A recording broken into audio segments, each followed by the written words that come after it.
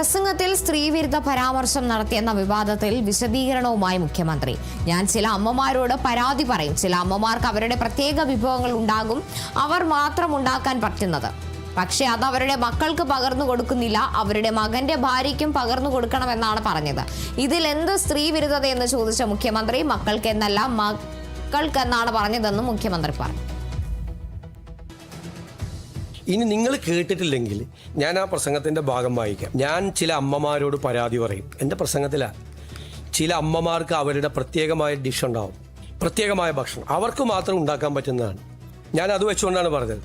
പക്ഷേ അവരുടെ മക്കൾക്ക് അത് പകർന്നു കൊടുക്കുന്നില്ല.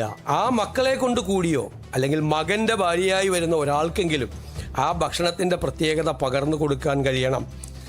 അവരുടെ മക്കൾക്ക് അത് പകർന്നു കൊടുക്കണം. മക്കളെന്ന് പറഞ്ഞാൽ പെൺമക്കൾ മാത്രമായിട്ട് എവിടെ അടയാളപ്പെടുത്തിയേക്കണം? അല്ലല്ലല്ല, കേട്ടോ, നിങ്ങൾ ആദ്യത്തെ സെന്റൻസ് കേൾക്ക്. അവരുടെ മക്കൾക്ക് അത് പകർന്നു കൊടുക്കുന്നില്ല എന്നാണ് പറഞ്ഞത്. ആദ്യത്തെ സെന്റൻസ് അവരുടെ മക്കൾക്ക്. മക്കളെന്ന് പറഞ്ഞാൽ പെൺമക്കൾ മാത്രമാണോ? അല്ലല്ല, മക്കൾക്ക് പകർന്നു കൊടുക്കുന്നില്ല എന്നാണ് പറഞ്ഞത്. അതും കൊടുക്കണം. വീട്ടിലേക്ക് പുതിയതായിട്ട് വരുന്ന ആളാണ് മകൻ്റെ ഭാര്യ, അവർക്കും കൊടുക്കണം എന്ന് പറഞ്ഞതിൽ എന്ത് സ്ത്രീവിരുദ്ധതയാണ്?